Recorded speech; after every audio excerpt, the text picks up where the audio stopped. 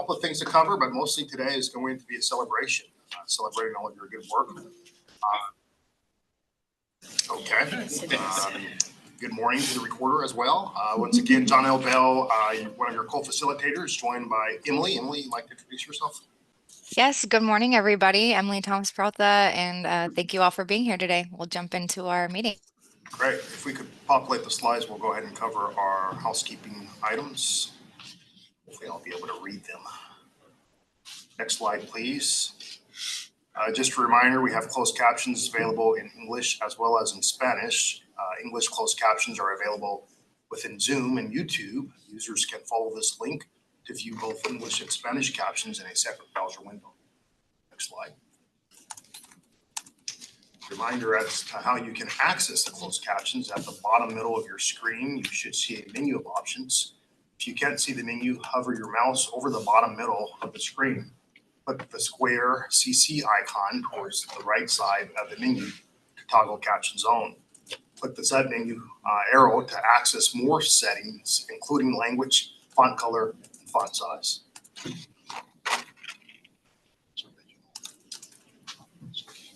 In the effort to continue to maintain accessibility, there is an ASL interpreter in addition to closed captioning. To make sure the interpreter is always visible, please right-click their video and select Spotlight Video. For those watching on YouTube, when we screen share, you will be able to see the slideshow, closed captioning, and the ASL interpreter. You will still be able to hear different people speaking, but may not see them. And I'd like to turn over to our City of Portland colleagues for a safety procedure moment. Portland delegate. You entered through the stairs in the hallway over here, so that would be the best way to exit. I'm making sure. Yep, exits are over there. Use the stairs, and you can go out the front door or the back door. Great. Yeah. Any Public Works Week takeaways? PCA on the poll? So this week is National Public. Okay. Welcome, Greg.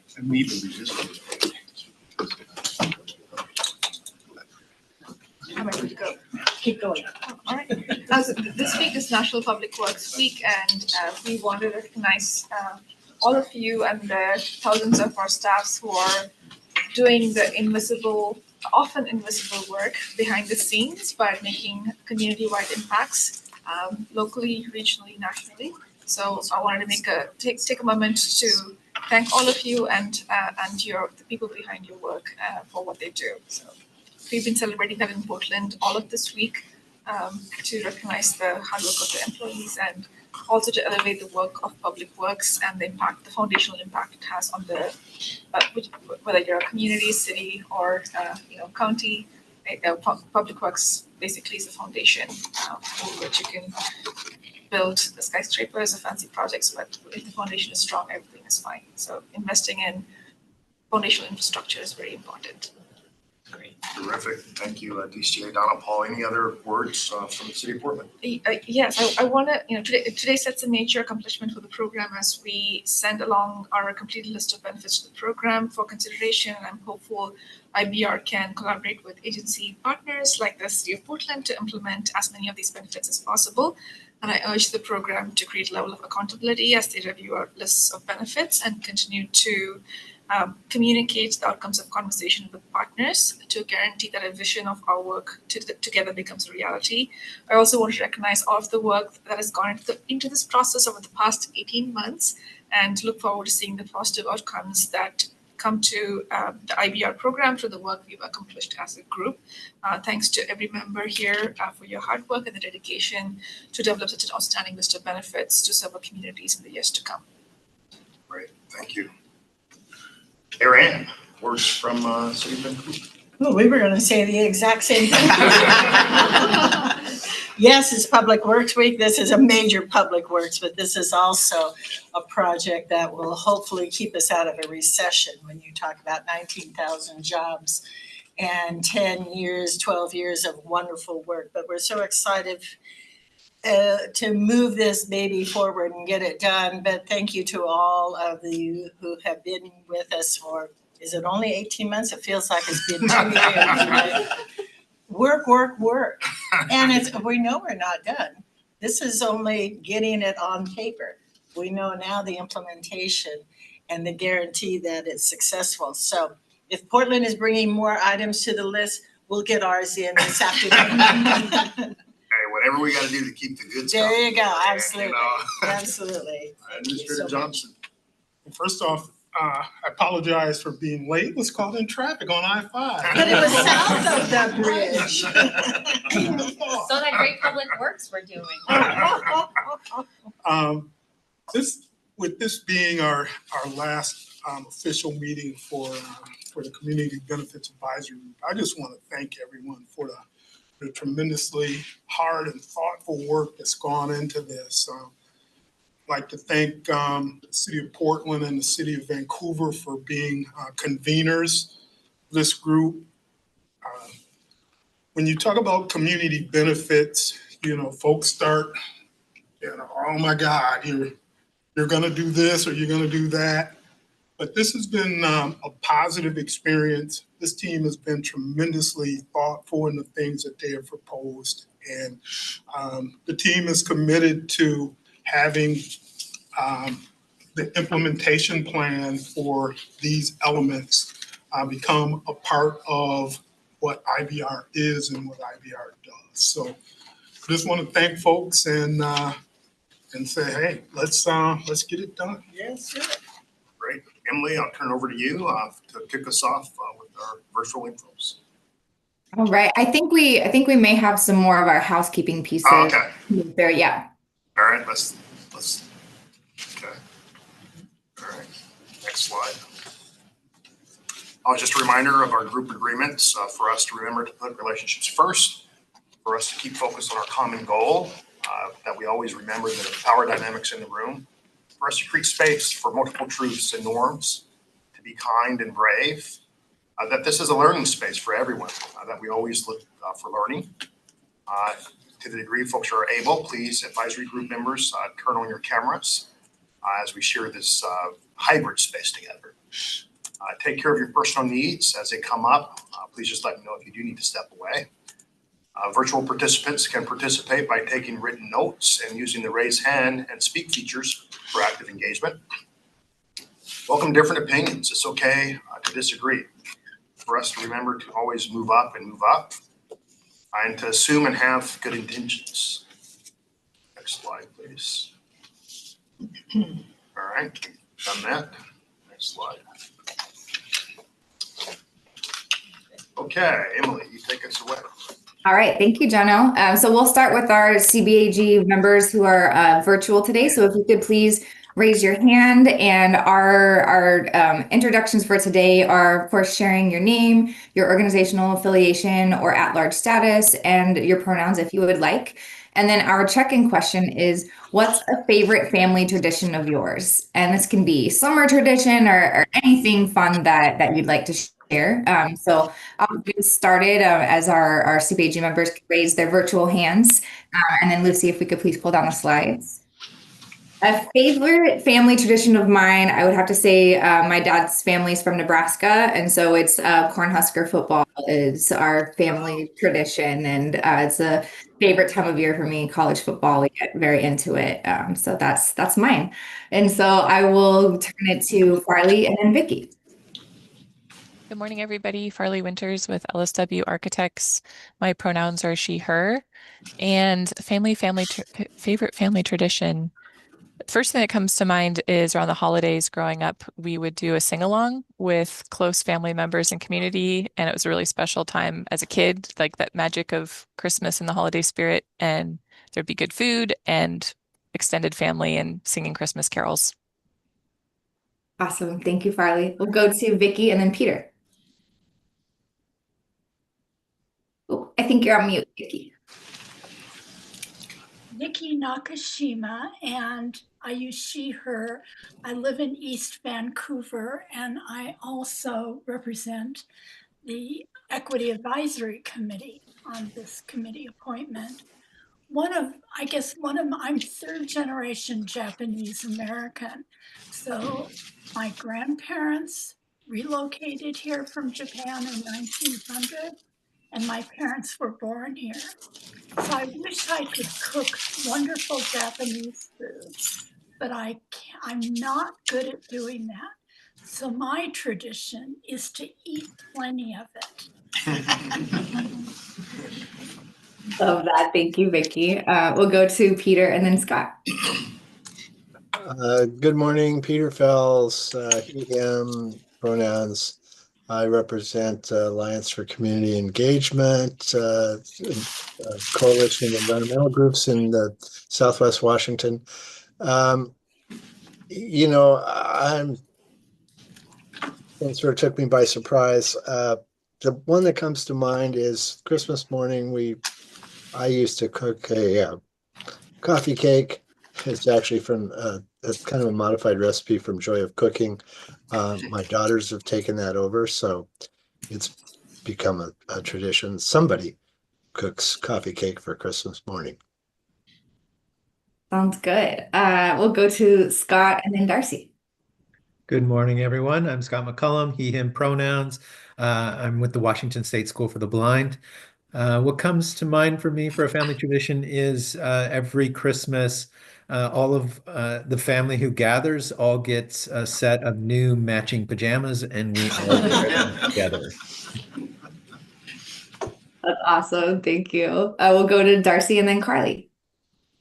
Good morning, everyone. Darcy Hoffman, she, her pronouns. I'm with Workforce Southwest Washington.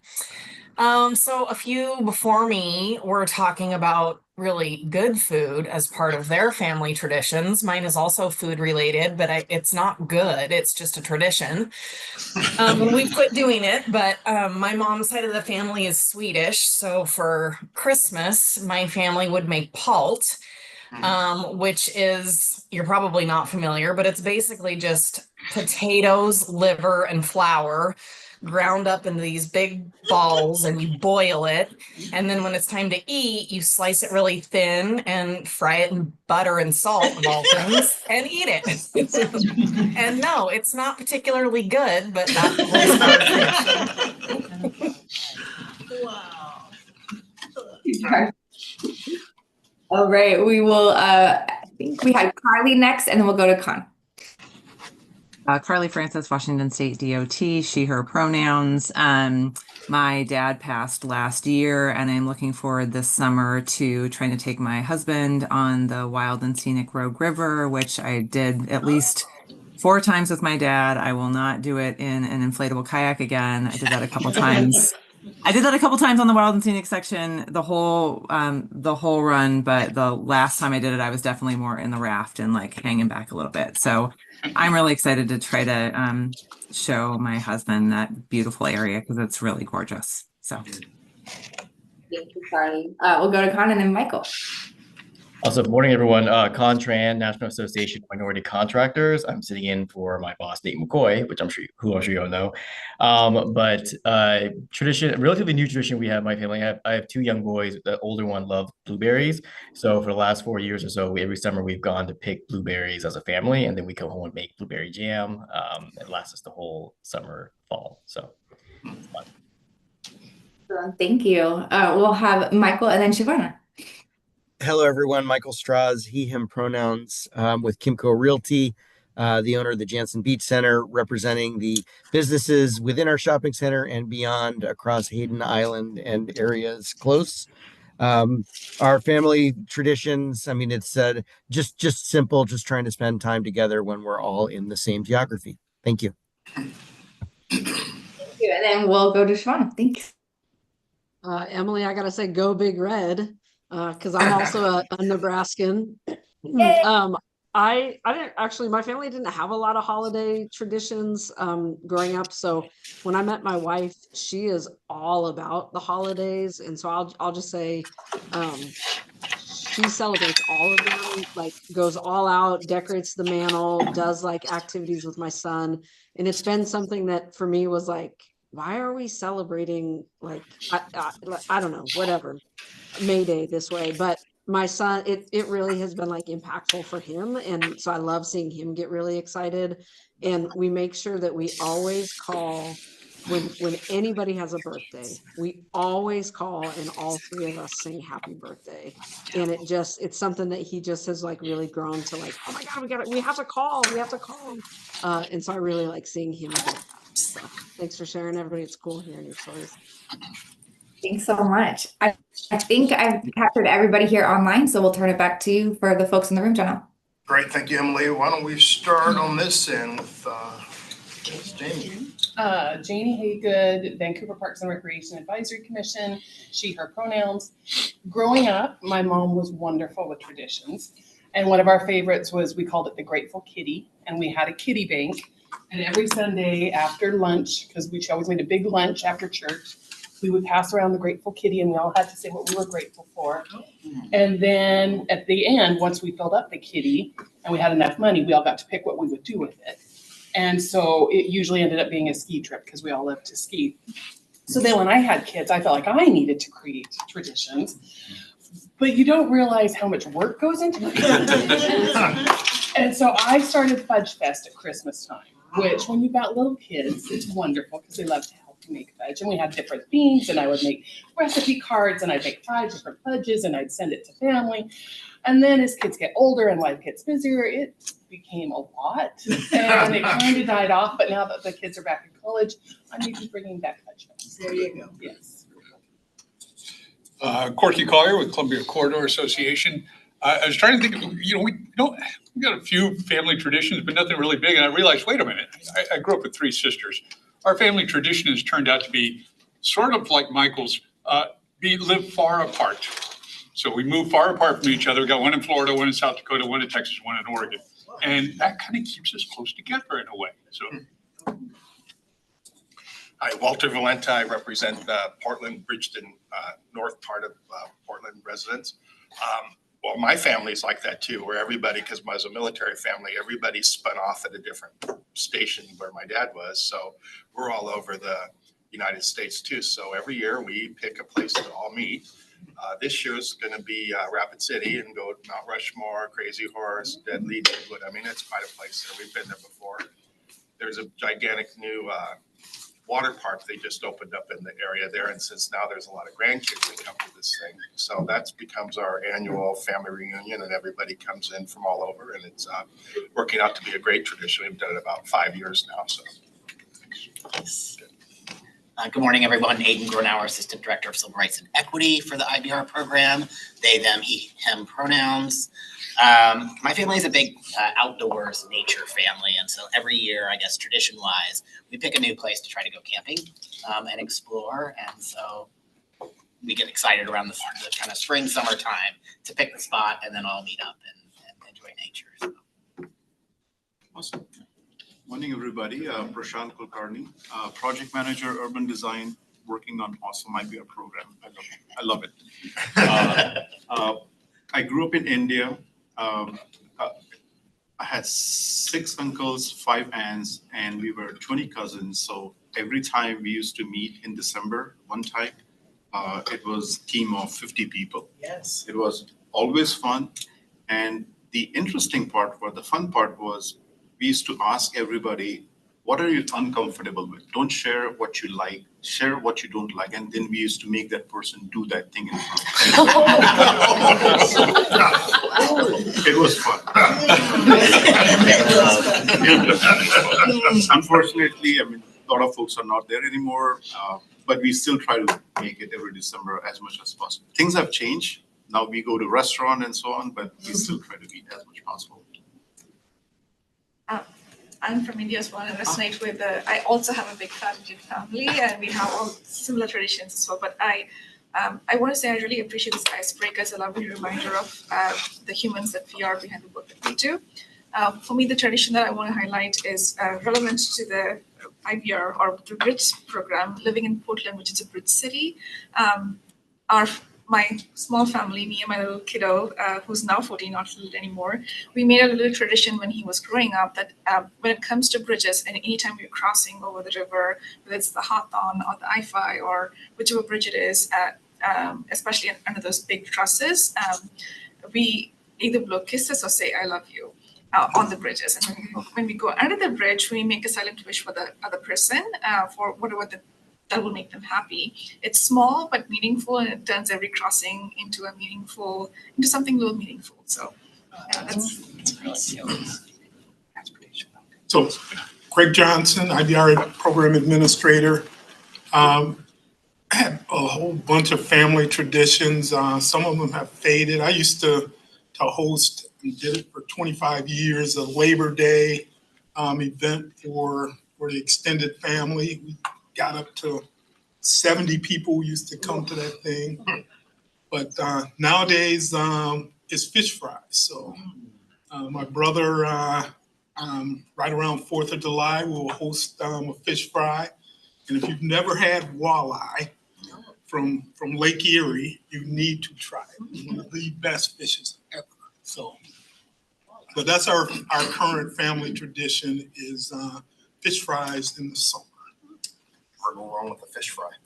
Good morning, everyone. John Elbell, co-facilitator of CBAG. Every 4th of July, we do a large barbecue. And one of the family traditions that, I don't know, maybe my grandmother started is we make homemade ice cream. Not in the new, plug it up fashion, but the elbow grease fashion. And there's this old ice cream maker that's all wood that we've been using for years. And so every summer we make vanilla or strawberry or some flavor. Where do you buy rock salt anymore? Well, Home Depot. Because that's not an easy. It's not easy to find. No, You got to stock up on it. Exactly. Ann McInerney, Ogle Mayor for the City of Vancouver, she, her. Our tradition is after the holidays, we snowshoe into the forest to a favorite little creek where a cedar tree has fallen. We have our traditional snowball fight, and then we have cocoa with 4 marshmallows in each cup. A new tradition that my kiddos and I have started is to honk our horn going through the Vista Ridge tunnels. Everybody else does it, so we do it.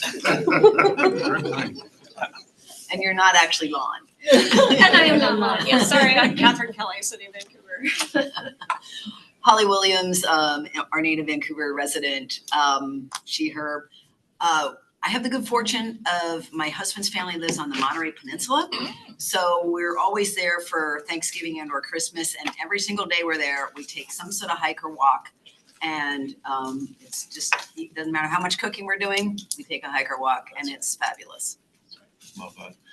Josh Todd, he, him. I'm on the community benefits team for IBR.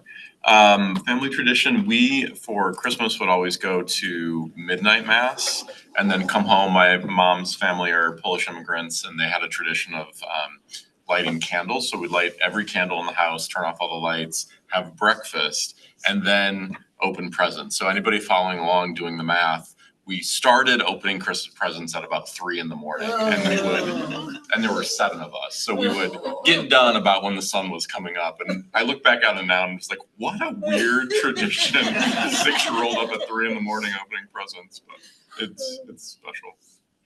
Sorry, Shania Posey, City of Portland, PBOT. Don't have really set traditions. We kind of just go with the flow, but I feel like now I can start a new tradition with my son. Get fish from Greg. Janelle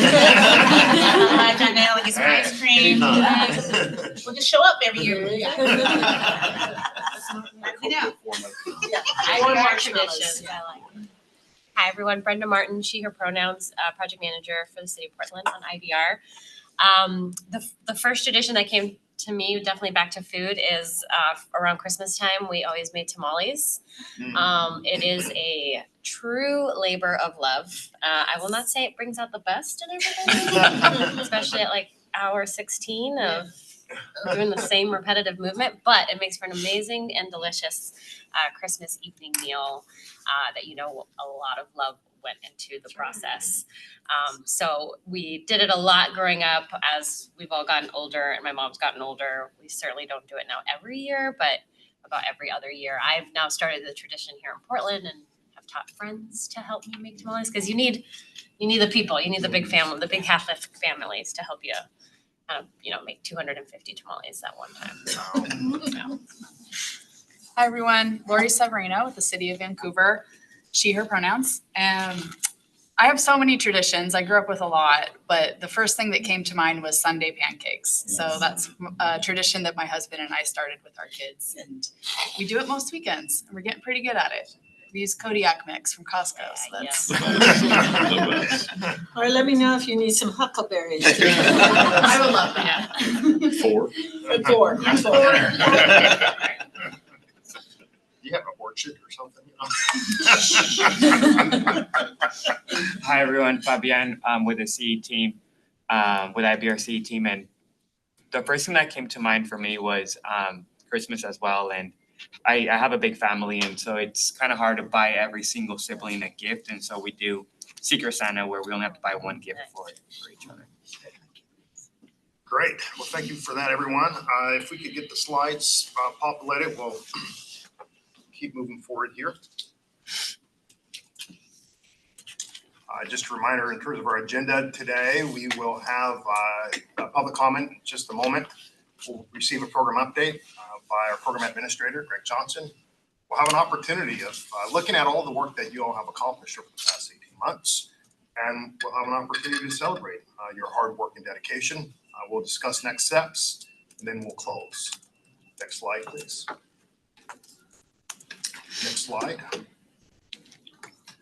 Just a reminder for those wishing to make public comment, you can make a live public comment if you dial 669-900-6833 or 408-638-0968. You'll want to remember to include the meeting ID number, which is 864-4769-1084, as well as a passcode number, which is 385815. Please dial *9 to raise your hand. I'll call on you to provide public comment. Also remember to dial *6 to unmute yourself. Please provide your name and affiliation. We'll roughly have 10 minutes divided amongst folks if we have time. If we run out of time and you have not had a chance to speak, you can still provide comments after the meeting. Next slide, please. To submit advisory group comments after the meeting, fill out the comment form on the program website or email your comments to info@interstatebridge.org with CBAG Public Comment and the subject line. You're also able to call 360-859-0494 for our Washingtonians, or 503-897-9218 for our Oregonians, or the 800 number, which is 1-888-503-6735. Please also remember to state CBAG Public Comment in your message. Written comments need to explicitly say CBAG Public Comment. Excuse me. We got a lot of notes, let me just tell folks. No. In the subject line or in the body of the message for them to be identified and distributed to CBAG members. All written comments must be received prior to 48 hours in advance of each upcoming meeting in order to be distributed to advisory group members. Comments received after that point will be distributed to members in advance of their next meeting. Next slide, please. Do we have anyone sign up for public comment? No one here for public comment at this time.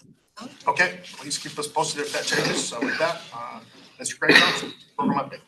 Okay, I think I have a slide. So we are continuing to be very active in outreaching into the community and talking to different groups. So we are making sure that we don't, even though we're behind the scenes grinding on a lot of different issues, that we don't pull back our public facing commitment of meeting with folks, of doing presentations. So we've been meeting with agencies that are going to help small businesses as they start getting ready to be a part of this program.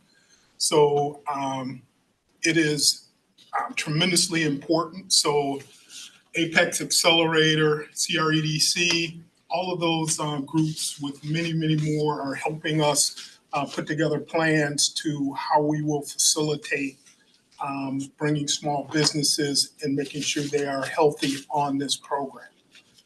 We did a presentation before the Construction Management Association of America, the Oregon chapter, Other things we're working with students to give them pathways for careers on a program like this. We did a presentation before the Portland City Council. There's a Committee on Labor and Workforce, which was well received about the number of jobs that are going to be created and our workforce efforts that we are looking forward to implementing. We appeared before Hayden Island Neighborhood Network High Noon. The Safe from Hate Summit, we appeared there with the Oregon Tradeswomen.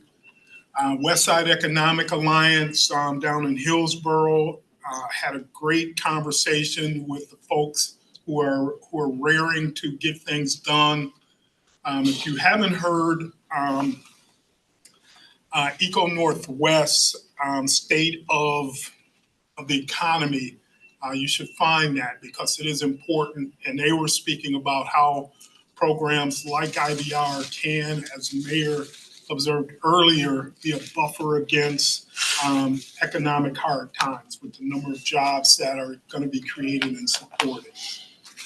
We continue to meet with our other advisory groups, CAG and EAG. We continue to meet with groups like Latino Built. We have quarterly meetings with folks like that and WAMI and other folks up in the Washington area. So we had a booth at the WAMI trade show, which was tremendously well attended. We had a lot of foot traffic go by our booth to understand more. We presented at the ODOT ACEC Partnering Conference. And finally, the Association of Women and Minority Businesses. So this is just a sampling of the efforts that the team is making to make sure that folks understand what we're doing. We've had folks who have gone to DC to help carry the message in events in DC. So we are going to continue to try and keep that both local, regional presence, but also a national presence as this project has national implications. So I don't know if there's another slide for me now, but other things that are going on the program, we are still grinding to get to a record of decision. And currently we are still on track for a early next year record of decision from our federal partners. And what that does is gives us the ability to go into construction, to start accessing the $2.1 billion in federal funds and actually have shovels in the ground. So the team is tremendously focused. Some of the folks in this room have been a part of the reviews of the documents and the questions. So one of the greatest efforts, we had close to 10,000 comments for the draft supplemental document. And we've had to answer each and every one of those. And our federal partners have to review our answers to those to make sure that we are substantively answering any comment that has come into us. So that is tremendously tough work. It's very detailed work. You just can't have a cookie cutter answer for these comments because most comments are nuanced and have, you have to go into explanations and you have to have data that backs up your answer to those things. So, but the team is grinding away. We also have a team that is working on procurement. And what that means is that we're looking to have sometime early next year, the big bridge contract out for proposers for the folks who are actually going to build this. So this is very important. We're deciding on the delivery method that we're going to use for the big bridge. We're going to have 28 different contracts, so we'll be using delivery methods all the way from design bid build, which is traditional for DOTs, to progressive design build, to CMGC. So all of those things will be brought to bear in one way or another on this project. And last but not least, this summer, we will be hosting some workshops with the partners and also with our advisory groups to start rolling out some of the aesthetic choices that one of our team members, Knight Architecture, a firm out of London, England, they will be presenting the work that they have been doing over the last couple years to talk about how we can bring aesthetic choices and put those in front of folks so they can weigh in. So, a lot of stuff going on, and I'll take any questions or concerns that folks may have. Great, Walter, and if we could pull the slides down, because we've got questions there as well. Great, Greg. You got a lot of comments from the DEIS. So when are you going to show what changes were made in the project based off of those things that were done? Like, for instance, there was a lot of conversation about how the bike ped came off of the big bridge, and whether that was the best choice. When are we going to see what the project did to deal with those, as far as what changes were actually made from the first proposal to what you're going to submit as your final proposal? So some of those questions are design details that will come further along in the process. They're noted, and we will be addressing how we land the bike pedestrian way on the north side of the river, which is we're up 70 feet in the air. So how we do that is still currently being looked at. It will not be a part of the final document, but it will be a part of the future designs that go forward. So it gets like acknowledged as something that needs additional work and design, but it isn't like something that you pick and then in the final version of the record of decision, it says, here's the one we're going to do. That's it. Okay. Exactly. We acknowledge and know that there's a lot of work that needs to be done. One of the things that we've asked folks through our non-motorized team is to look nationally and find some examples to help us craft what's the best solution at this point. So we're going to be looking all over to make sure that we have something that's safe, accessible, and something that it doesn't take a ultra biker to climb up. So those are things that will get attention during the design phase. We'll go to Holly and then Corky. That Eco Northwest study sounded interesting. Maybe, I don't know if it's possible to just have the URL sent to the group, but that would be cool. Are there still concerns from the Coast Guard? There are. We're having conversations. Our team has been meeting with all of the impacted river users. We are on the verge of signing the last agreements that will say, okay, we've satisfied your need, that you no longer have a need for anything higher than 116 feet. And we're going to take that to the Coast Guard and ask them for a new navigational impact report. So that probably, we have some work to do with the governor's offices in each state to make sure they are up to speed. And then we will probably submit that navigational impact report sometime next month.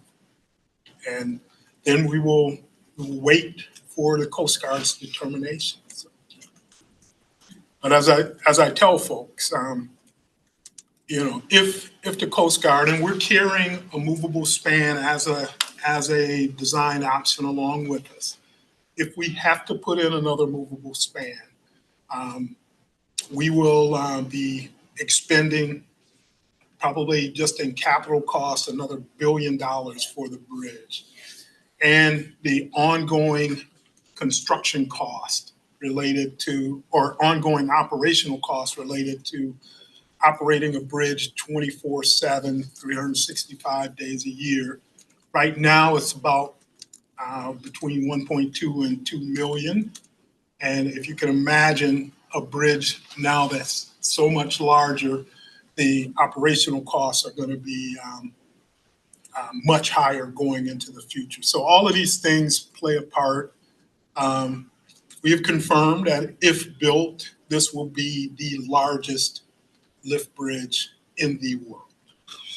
So, as I tell folks, you want to be first at a lot of things.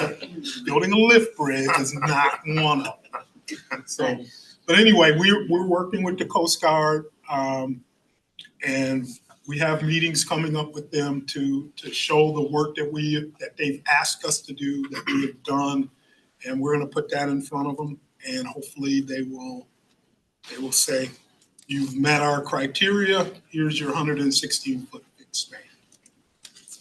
Corky. Mayor Ann made a really good connection between the economy and this project. Based on your experience, what's your best guess for when the ROD is going to be signed and when we can get shovels in the ground? You're going to put me on record. No, not on record. Completely off record. Corky, the city of Vancouver have our shovels. Whenever Greg says we can go down, we'll shovel dirt. Right. So right now, we're hoping to get the final supplemental document, which is the precursor to the record of decision. We're hoping to get that done late this year, sometime in December. And the time frame, but when that document is complete, before the signing of the record of decision, the soonest we've seen is 30 days. So we could be sometime in early January. Sometimes it takes longer. This is a new administration with new folks at the top, so there may be some delays, but we're hoping no later than the end of March that we would have a signed record of decision. And as soon as that is done, we're going to have contracts ready to on the street and ready to go. We're still planning on a fall of 2027 in-water work window, which is still critical for us, because if we miss that in-water work window, we lose an entire year on the project. So we are pressing to make that happen. Thanks. Any questions online? Okay. See none. All right, thank you, Greg. Emily, turn it over to you now for our next section. All right, if we could get our slides up, please. Great. So before I dive into our content here, others have expressed their appreciation, and I just want to take a moment to express mine as well. It has really been an honor working with all of you on this group and working through these recommendations, and it really just has been a personal honor to be part of this with all of you. So thank you so much for leading it and all of your hard work. I'm really proud to have been part of this group. All right, so with that, we'll kick into our first piece, which is our look back and celebration. And so we're going to do an overview of what you all have accomplished and really celebrate some of our key accomplishments, really. All right, so we want to ground ourselves in the beginning of this group. So what were we meant to achieve? What was the scope of this group? And so really the CBAG was intended to put forward these recommendations with the goal of achieving the greatest positive benefit for the community, both in the program area and the broader region. That we work through incorporating and applying the values that were put forward by the Community Advisory Group and the Equity Advisory Group. The CBAG also worked with the program on how to leverage the work with partners and that collaboration to achieve the greatest positive benefit, and also really uplifting community priorities, community insight into these different key areas that our recommendations covered. Next slide, please. A really big piece of the strength and really the success of this group is that there was this balanced representation, both regionally, but also of different types of subject matter expertise, lived experience, folks with coming from different walks of life, bringing different lenses and interest areas. And that really led to having this robust list of recommendations that touched on all areas of, community interest, but also aspects of the program. And that really was a strength of this group. Next slide, please. So here is an overview of the work that you all did. And in the beginning, we really started at this big level of visioning what we would like to see in the community in the future. So we started with that broader visioning conversation, and that really kind of set the table with our bigger list of recommendations that, from the beginning. And then we started to move into more refinement. So we had our brainstorming phase where you all worked in the smaller breakout groups. Those were such great discussions where, in these kind of groups of 3 to 5 or so, folks were able to kind of riff off of each other and get really in depth on different topic areas. And that really helped set the foundation for this recommendations list.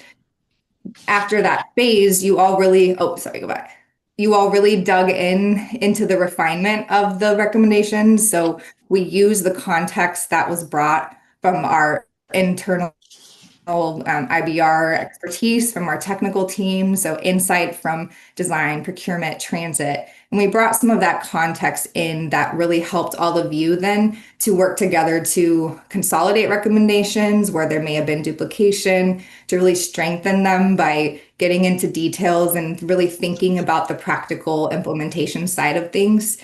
And then we worked towards our confirmation, where you all, again, discussed them together, wordsmith them, and made sure that they all felt comfortable for the spirit of what each recommendation was trying to get at.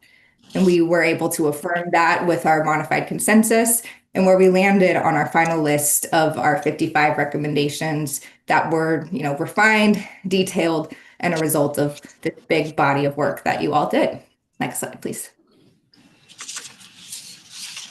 We also wanted to uplift and reflect back some of the key themes that we heard throughout the course of your discussions, really across category, across kind of subject area. And these were the pieces that you all really highlighted as we went through this journey together. So you really made a point to talk about user experience, thinking about what would it be like for an individual actually walking on the bridge, using the multimodal paths, using the transit station. And that really helped ground us in thinking about maybe unique details that you might not think of at first glance. So that was really, really powerful, especially in thinking about accessibility needs. That was a really a big emphasis of this group, and really, really helped to consider things from all angles.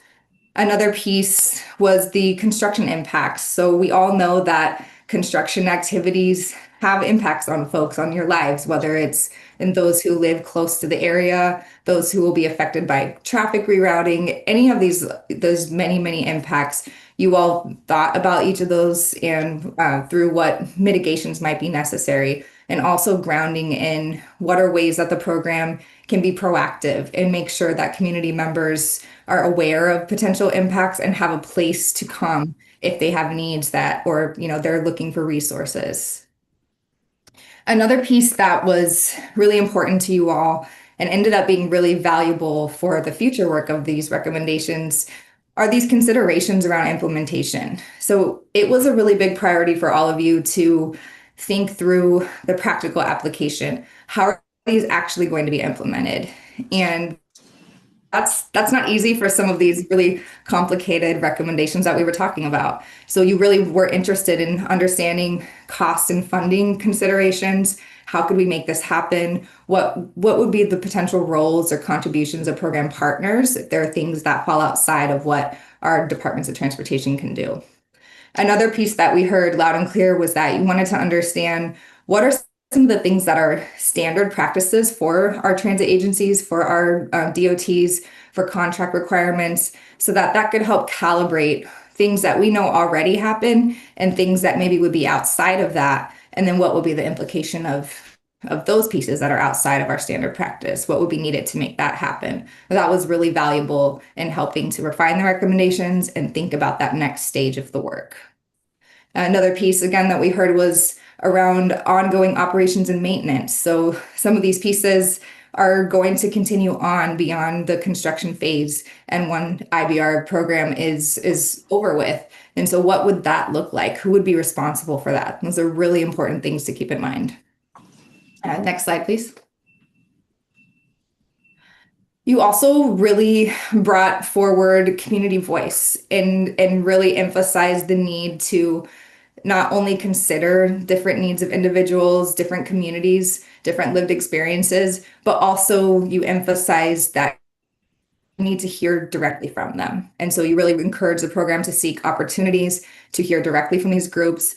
I heard several times folks, putting forward ideas about accessibility needs, but also recognizing, hey, I'm not an expert in this, or I'm not personally impacted by that. So it would be great for the program to speak directly to those folks. And that was a really great kind of grounding for these conversations. You also brought up a lot of environmental and climate considerations. So thinking about things from, what are the materials that we're looking at using for construction? And how are we implementing green spaces and landscaping, as well as potential incentives for contractors. Next slide, please. And so through all of that, we really want to uplift the accomplishments and name them for all of you, because it's really valuable work that you all have done. So through all of this, through all the broad range of perspectives and expertise that you brought, our conversations here were really collaborative, centered the community, centered different types of communities and experiences, and the discussions were respectful. Not everybody agreed all the time, but we all came together and were able to have these productive conversations in respect of each other's opinions. Another huge accomplishment is that we were all able to reach agreement. We had 4 different votes on these recommendations that are covering really substantial topics and really complex things. That is no small accomplishment. So I really want you all to feel that pride in that we were able to work through this list, able to bring all of you together and achieve agreement. That is not an easy thing to do. So I know many of you are involved in other public processes and can appreciate that. And then finally, we took this really broad list that we started with our visioning, and we were able to work together to refine them and make sure that they were really focused and centered around those considerations for implementation. So that refinement, consolidation, that was guided by all of you and our discussions, our wordsmithing, which again is not an easy thing to do in a meeting with all these people, this number of people online as well. So that was really, really great work that everybody did. Next slide, please. Oh, I think we went, there we go. So before I move into our next steps, I just want to pause for a moment to see if Greg or if anybody else wants to just talk a little bit or say something about kind of that reflection and that accomplishment piece before we talk about our next phase. So I can jump in with some perspective. I've worked on community benefits programs before for different things.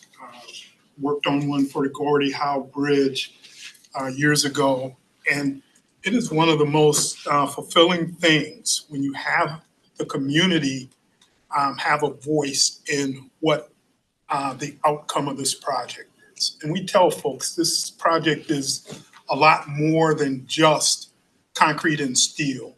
And the things that that this committee has put forward reflects those things, those values. So a very fulfilling process that we've gone through. And like I said, this is something that I think is a high point for the IBR program. Thank you so much. All right, if we could please bring our slides back up.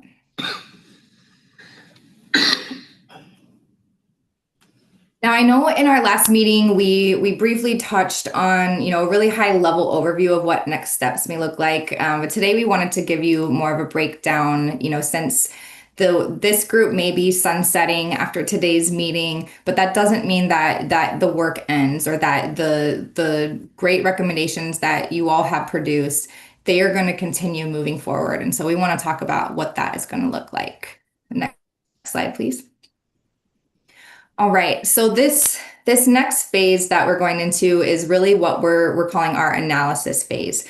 And the purpose of this is that, we have this robust list of recommendations that cover all different areas of the program.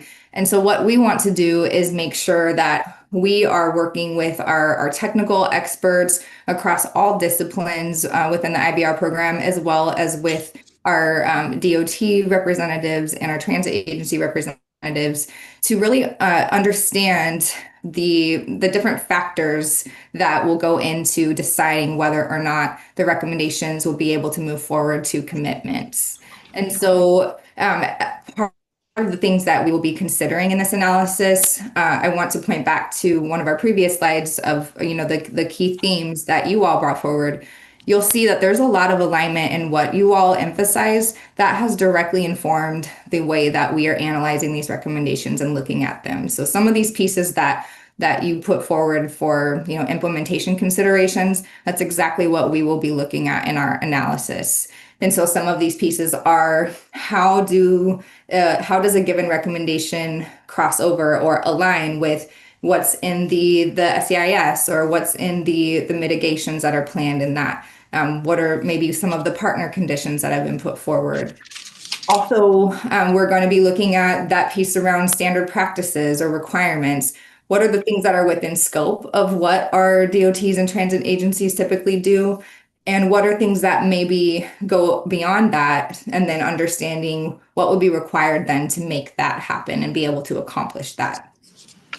Another piece, of course, that we're looking at is who would be responsible for the implementation, who, if we maybe would need to partner with our program partners or other local agencies in order to make them happen, because as we know, there are some things that fall outside of what our DOTs are able to do.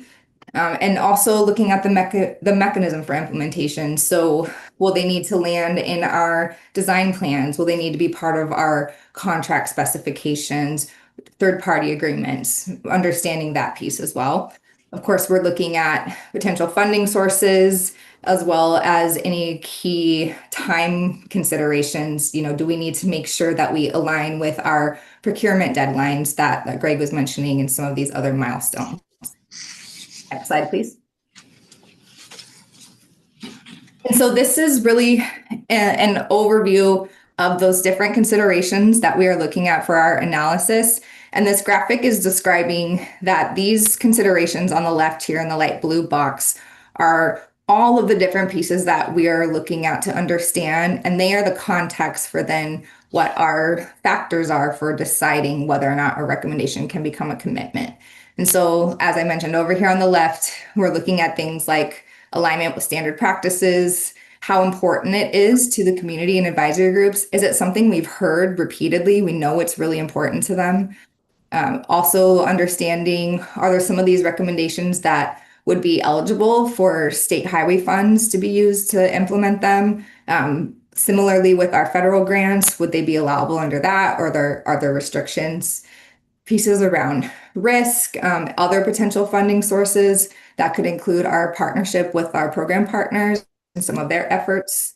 That timeline urgency piece, the mechanism. So do they need to be in our procurement documents? Do they need to be in our third-party agreements? And then the piece around responsible party. And so all of those considerations, any number of them are going to come together to give the context for understanding our decision factors on the right. So multiple of these considerations will help us understand what is the budget feasibility. If it's beyond standard practice, does that have a budget implication? So that's really what this graphic is trying to represent, that they come together to inform our decision factors around budget feasibility, how easy it will be to implement, the impact on existing design, and then also policy priority or outcomes. So those are pieces around our community advisory group, equity advisory group, objectives and values.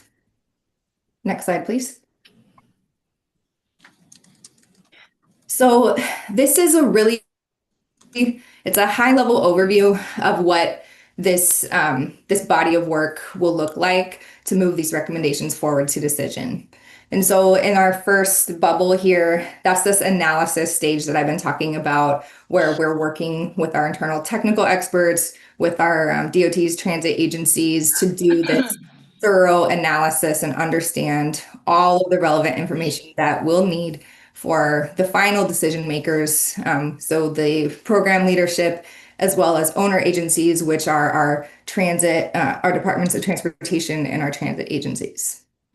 And so they will go through all of that analysis, make that final determination of which recommendations can be commitments.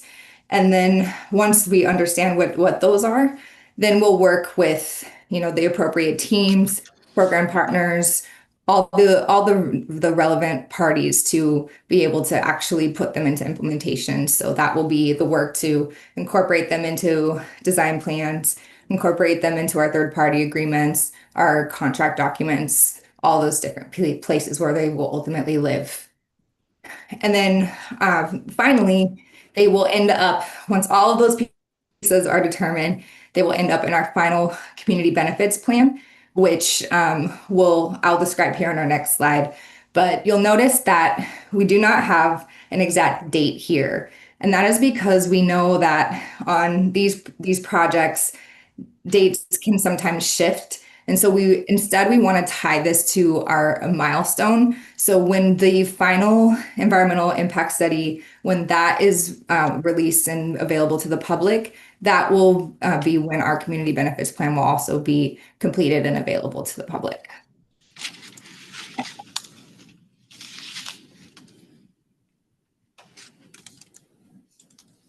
All right. And so I know that these pieces around accountability and the tracking are really important to this group. And so a couple of the ways that we're looking at this is through our future advisory groups. I know that Administrator Johnson has talked a bit about this in our previous meetings, but the way that we envision this happening is that either through our existing groups or, whatever the future structure is of our advisory groups, that there will be updates on the progress of this work that I've been describing. So we'll be giving updates on how the work is going, and then of course, ultimately the final list of benefits that are turned into commitments. We will also have our community benefits plan.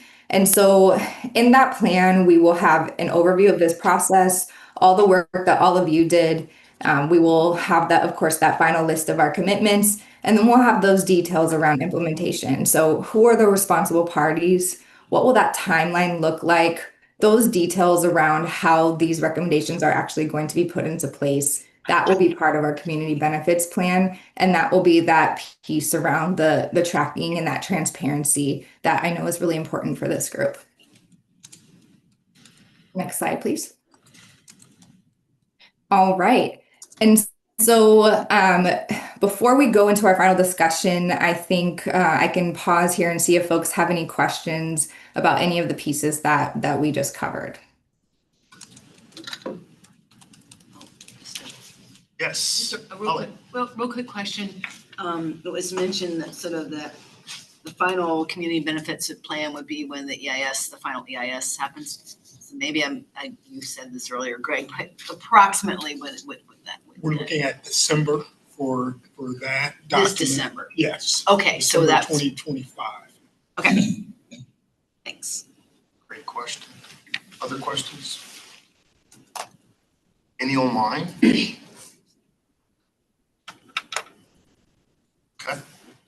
All right. Then could we please pull our slides back up? All right, so we wanted to close our meeting with a discussion with all of you. So Our first question that we'd love to talk through is what worked well about this process? And as well, kind of the second piece of this is what are some areas for improvement? We'd love to turn it over to the group. Yeah. Wants to kick us off? And we can pull down the slides, please. Yeah, what worked well? What are some areas of improvement and big takeaways? Corky. So areas of improvement, and I guess I'm going to suggest the impossible, really, but I felt a little bit lost on our recommendations and then how that was processed by staff and come back to a final that process and what was lost, what was gained, through that, as it evolved, as each recommendation evolved. Like I said, I guess I'm asking the impossible, but that was the only thing that I said, gee, I'm a little hazy on what's going on, outside of this room. In terms of, my takeaways and what's good, first meeting we had, I walked out of there thinking, I like this group. I mean, all of us are on a lot of different groups, right? And some of them are not so productive. Some of them are a little frustrating. I walked out of that first meeting thinking, I really like this group. I like the people in it. I like the tone of it, of moving forward, making recommendations for improvement. And I'm quite confident I'm going to walk out of this meeting feeling exactly the same way. And I will say specifically to the city of Portland, for example, I think a lot of that has to do with the people that were selected to put into the room. So often we select people that are obligated to represent certain perspectives. And that is setting ourselves up for a fight.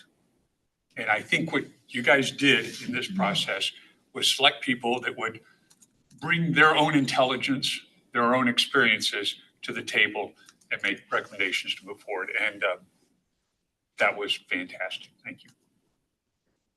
Okay, Brian. I guess I would second some of what Corky mentioned, but also I think having the leadership that we did in selecting that the two cities be the leaders and the community be the leaders versus the project and the DOTs being the leader, I think was helpful. I would really like being part of the process, and I hope that Carly and I helped inform it in that way. But letting the community lead it, I think was a good way to sort of bring everyone to the table with the right mindset. So I just like that approach. Janie? Oh, okay. We'll go to Janie and then we'll call someone line here. Janie Haygood. I'd say for me, what I really loved was seeing the diversity of voices, which I felt was unbelievably impactful. I loved knowing that there were so many people that felt like they were able to have a voice in their input. Another thing I felt was great from a Vancouver perspective is getting to hear the Portland side of things and what happens within Portland and the different groups within Portland. I loved that as well. The things that I think might be helpful going forward, particularly within a future advisory group, timing. Just because for me, I work, and fortunately I have a great job that lets me take time off for things like this. But if you do want to hear those other voices going forward, you're going to have to kind of keep that in mind. And it might be, evening meetings instead, or things like that can better accommodate people's work schedules. But yeah, this has been wonderful. Thank you. Emily, do you want to call online? Yes, thank you. We'll go to Tom, Farley, and then Shavana. Hi, thanks. I'm kind of repeating what's already been said, but I was really pleased to sit at the table with such a diverse group of participants, including elected officials and bureaucrats from both regions. And as a community representative, to sit there and all feel like we were all speaking collegially and with respect for one another, and all as partners in the same project. It was really a delight to have these conversations with people who were all working towards the same ambition, which was to create the best possible outcome for the project. So I just wanted to say thank you for that. Thank you. I will go to Carly, then Shivana, then Michael. Yeah, I just wanted to share some appreciation for the IBR staff and the facilitation of the meetings. I felt like communication before meetings was really clear. Like we always had an agenda and knew what to expect coming in. And then also applaud the group on hybrid meeting structures because that is a very challenging thing to do effectively. And I feel like as an in-person participant and a virtual participant, I was able to contribute in meaningful ways and collaborate with people on this team. And that is rarely the experience with hybrid meetings. And so just, yeah, wanted to call that out and how smooth the technology has run in this whole process. Thank you. We'll go to Shivana, then Michael. Definitely want to echo the kudos to the team for pulling the meetings together. Excuse me, I want to offer, I do think that in terms of community and racial diversity, I think we could have maybe done even more to get even broader scope of racial diversity from community. And I know that that's hard given the timing of meetings that somebody had brought up earlier.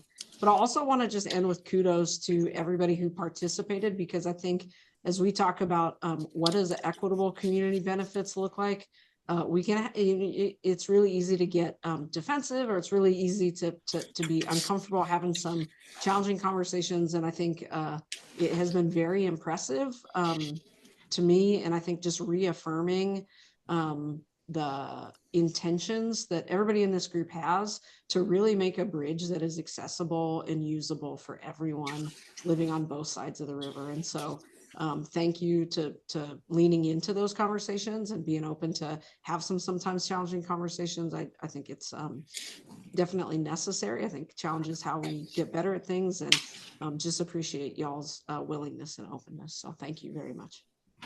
Thank you. Go to Michael and then Vicky.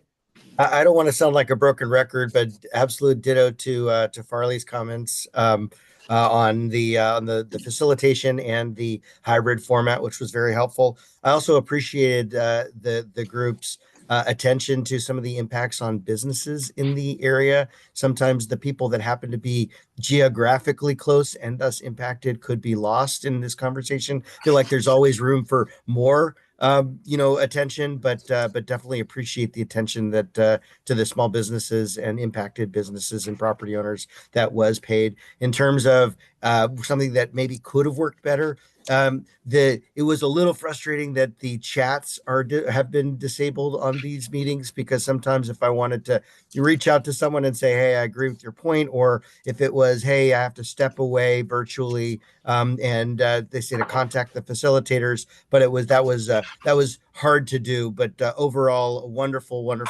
way to have managed a group with a noble purpose, and I think the project and the whole region will be much better as a result.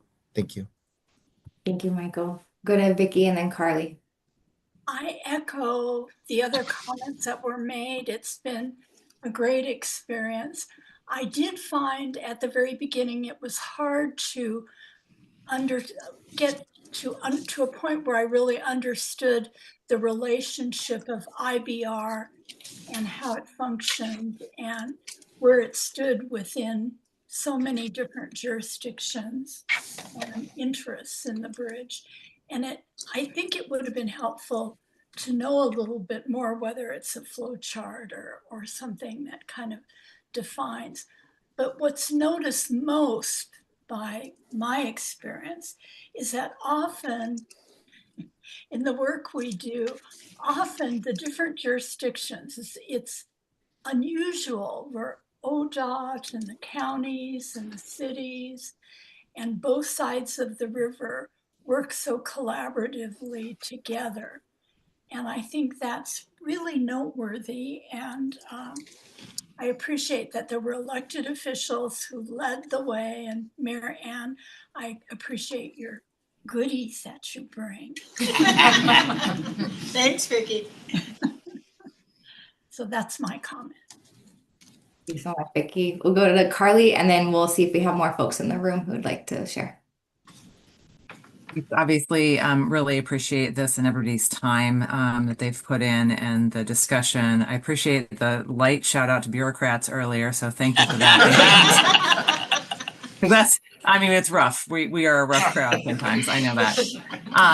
I just appreciate, I hope it never felt like we were kind of pulling out too hard of the violin about the challenges we face as DOTs and really showing up the way we would like to. I do appreciate where there was space to sort of have that dialogue and just be really open about what we're good at and what we have challenges with. So I appreciate the space for that conversation here, and the listening that was available. And it was really great to listen to this, knowing that, sort of as IBR at some point, sort of it's a thing that builds a project, and then there is the sort of bodies that carry things forward. So I think it's really helpful to have us, Ryan and I, here. And I know our intention is to, do our best and carry forward things that we've heard here as they get integrated and adopted into the program. And just everybody's time, I really appreciate it. Thank you so much for taking the time. Thanks, Carly. Back to you, Janelle, to see if we have any folks in the room who'd like to share. Great. We'll go to Holly and then we'll go to Walter. Yeah, just echo all the great work on the part of everybody, and learned a lot. Really appreciate being part of this. I did receive sort of, as people learned that I was on this group, I got people asking questions, well, what exactly are you working on? And because sort of this list wasn't posted, it was kind of hard to communicate. But as we move forward, I would, as a small detail, but make sure that we sort of say what is PD, and maybe a little paragraph description of sort of so that people know kind of the areas that we were focusing on, and so that it kind of can stand alone moving forward. But otherwise, it was an excellent process. Thank you. Yeah, thank you. This is quite a wish list of things to do. That too. Well, but this is something that I appreciate about this group, having been involved in other groups like this. A lot of times you have groups like this and they say, oh, well, we can't do that. The color of our money doesn't let us do that. Next, and even though I know there are things that DOTS can't do, the IBR cannot do, that might need to fall to the cities, or might need to fall to something else, I didn't really hear through this process you say no. It was more, how do we do it? And I'm hoping as you go through the next part of this refinement, when you implement this into a plan, that when there are things that can't be done by your color, your money, can't be done by the DOTS because they don't do it good or there's not their thing, and then they go to the cities to see what they can't do it, that we keep looking so that as we implement these things, that hopefully most of these things find a way to get implemented, even though they're not on this nickel or that nickel. And I actually really appreciated that. I didn't really hear, I heard people say, that's not normally our thing to do. We heard that, but you never said, no, can't do it. And other groups I've been in say, no, can't do it, move on. And I thought that was a really good thing. So I hope we can implement most of these things, because it's quite a list and it's pretty far reaching, and they're going to be hard to do because they're not highway things to do a lot of times. Holly, did you have another? No, sorry. Anyone else online? Looks like we have one.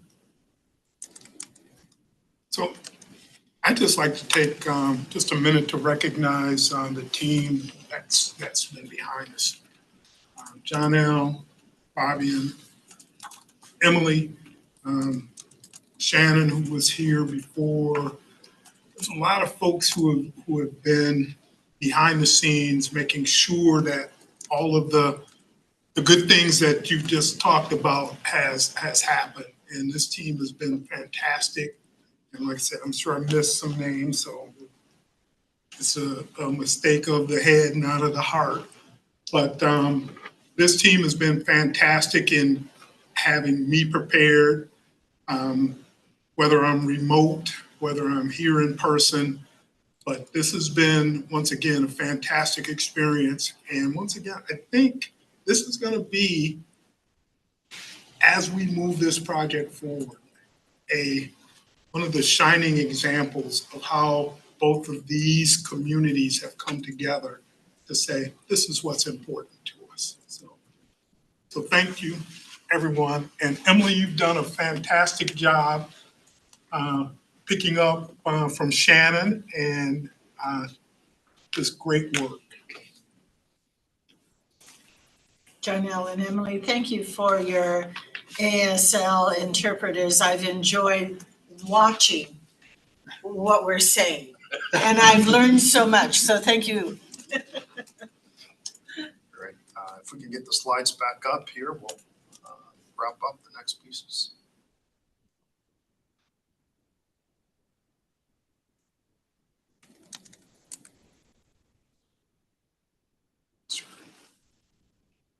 Is there another slide after that, Emily? So now, maybe I'll just close out with some comments, and then we're going to have Greg offer certificates of appreciation to each of you virtual folks. We're going to ensure that we mail you yours as well. You'll also receive a PDF. As Greg indicated, really the outcome of this project, and I've heard the administrator say this, would have failed if what we're only left with is concrete and steel. But instead, we have such a catalytic opportunity of really advancing all of your recommendations, as well as ensuring that this project is really representative of community values. And so I just want to personally thank all of you for, it's not easy to A, participate in the process, but B, to stick with the process. Yeah. And I've been just deeply impressed with the level of attendance of these meetings, candor, as well as can-do attitude. So thank you all for your work. Really appreciate it. Greg? All right, so I'm going to read the first one, and then I'm just going to hand out the certificate. So this reads, and since Holly, you're first on the list. Oh, no. Hey, This- that's W. This is how they handed it to me. So certificate of appreciation presented to Holly Williams in recognition of your dedicated service and valuable contributions as a member of the Community Benefits Advisory Group for the Interstate Bridge Replacement Program. Your commitment to supporting community priorities and providing thoughtful community-centered guidance has helped shape a more responsive and inclusive infrastructure project. We gratefully acknowledge your time, insight, and service. Thank you for your partnership throughout the years. So.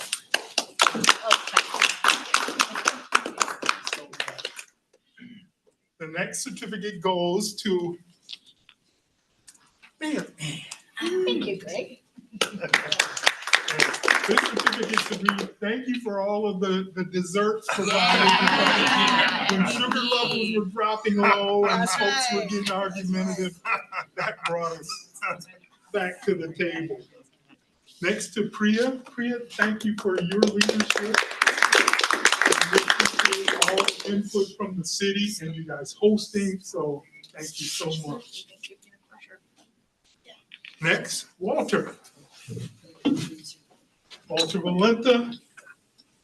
Walter has been a stalwart, not only on this committee, but in helping provide input to our team. So thank you for being a part of this. We appreciate you.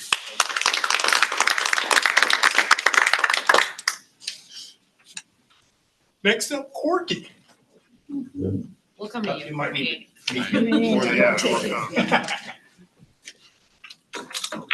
Corky, you know how much I appreciate your support, not only on this committee, but overall in helping shape the program and giving input. So this is, once again, shows the commitment of the folks in the community to this program and shaping this program. So thank you so much. I appreciate your leadership.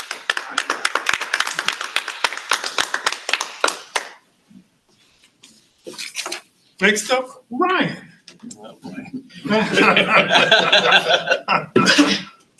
Ryan, as one of the DOT folks who has helped shape where this is going, we appreciate your time and effort. I know how busy you are, but taking the time to give good, solid input to say, yeah, we can think about that. That has been tremendously important. And it goes back to one of the comments.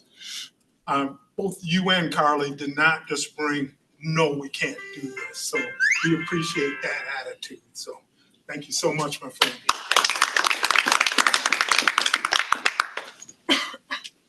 Janie.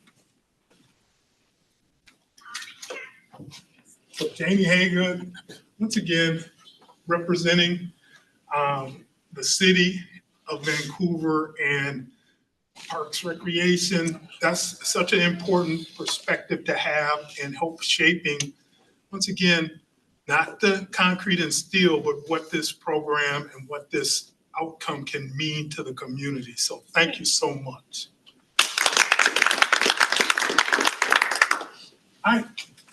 The rest are all online. So I will sit down and read names and thank folks. So Michael Strauss.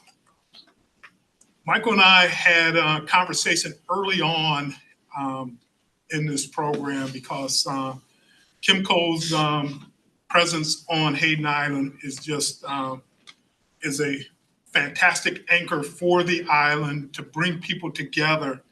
And the vision that Kimco is creating for what their investment on Hayden Island can look like is so tremendously important when you combine it with what IBR will be doing on the island. So Michael, thank you for your participation. Thank you, Greg. Thank you, everyone. Next, Vicky Nakashima. Vicky, you sit on the CAG and you have given graciously more time to be the CAG representative to this group.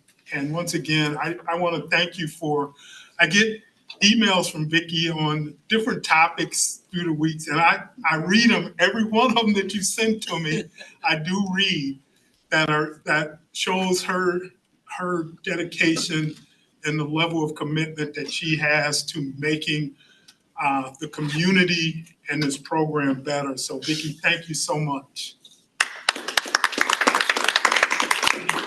Next is Scott McCallum. Where's Scott? Scott had to leave early. Yeah. But once again, people who give up their time for things like this, this is so important to programs. Years ago, you would have never seen a group like this come together on an infrastructure project. We tell you, well, your benefit is that you're getting a bridge. But folks giving their time and dedication to this thing is tremendously important in helping shape and not create or repeat the mistakes that DOTs have made in their past of just plopping stuff down and walking away. So great stuff. Next up is Siobhan McEwen.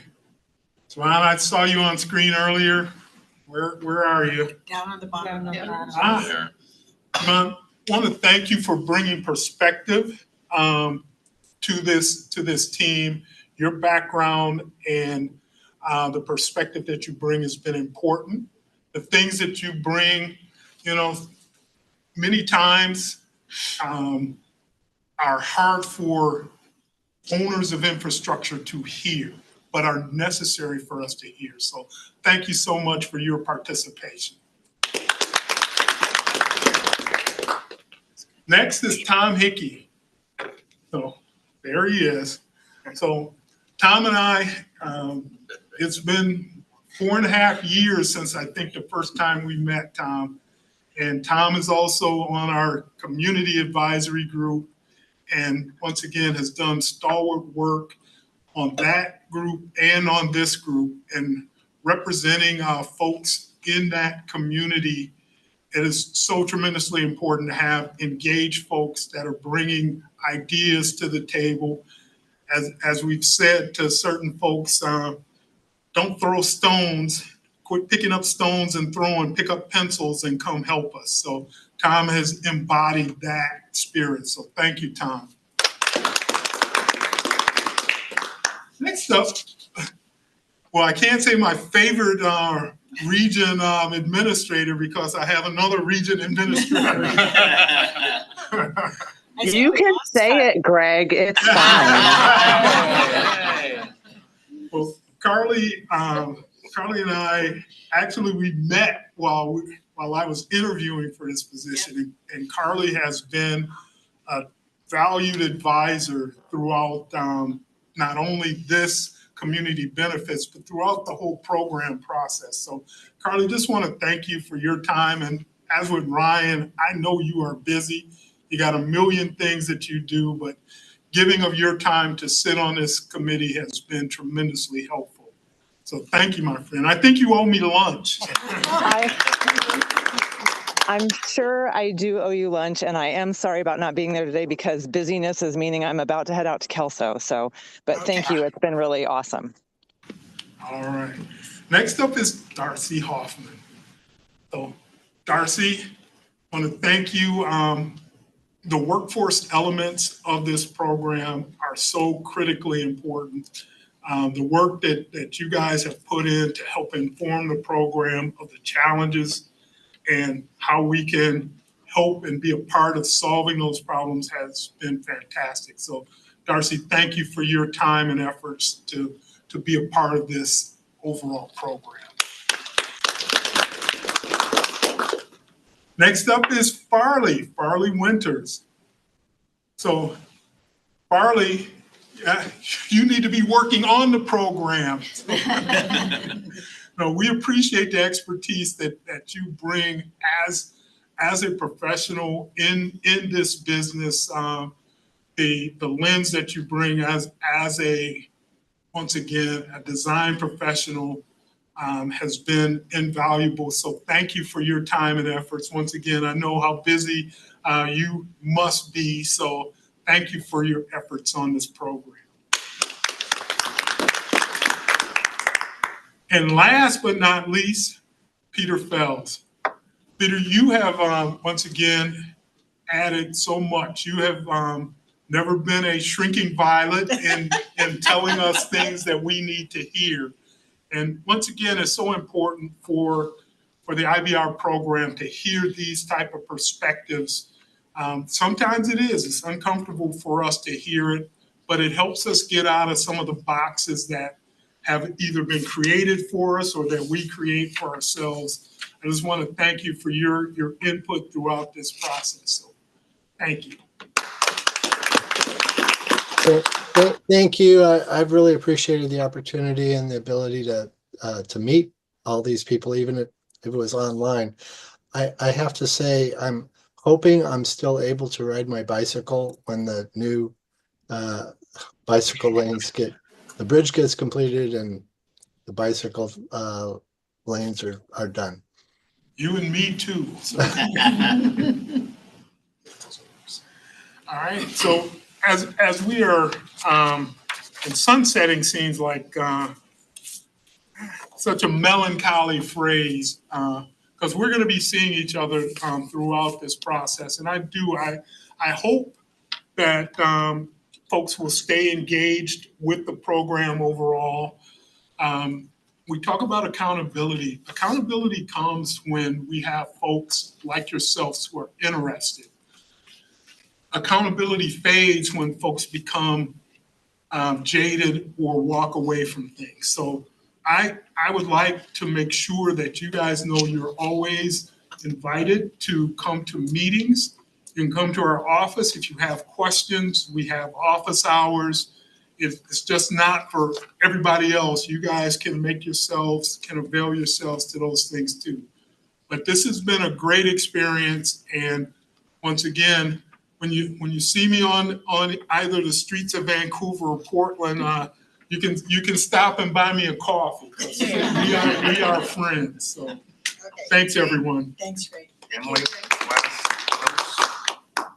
Emily, did you have last comments? Yeah, I just wanted to give a last thank you again to everybody on this group, all of your time. It's been an honor working with all of you through this. And I also want you to know that this process it's an innovative process. What we've accomplished here it's something pretty new and it's cutting edge. And so I want you all to have pride in that. And it's going to be a really great legacy of all the work that you did. And I also want to give a thank you to our CBAG team and all the IBR staff who supported us Eric Tren, who is not with us anymore, but he was such an essential part of this group. Also, our now Commissioner Shannon Singleton, who was our original facilitator. They were really, vital in moving this effort forward. And then I also finally want to thank John L. for your leadership and support of this group, for Carly and Ryan and your leadership as representing the DOTs. And then also I want to thank Greg. I think it's really impactful to have somebody in your leadership position to be so present in this group and participating with individuals and, in the discussions and not shying away from the tough conversations. And you leaning in so much just represents the program's dedication, and it really sets the tone from the top. So thank you so much for the way that you've supported this group and the way you've taken it, very seriously. So thank you. Great. Okay, thank you all. Appreciate you.